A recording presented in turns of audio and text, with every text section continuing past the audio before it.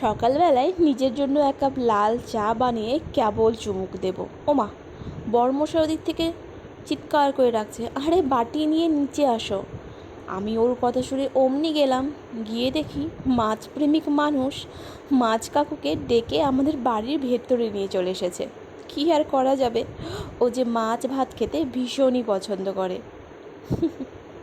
যে যার তাল সে ঠিক বেছেই নেয়। ওর পড়াতে যাওয়ার কথা ছিল, আমি ভেবেছি ও পড়াতে যাবে, কিন্তু না, ও পড়াতে না গিয়ে মাছ কাকুকে ডেকে নিয়ে এসছে।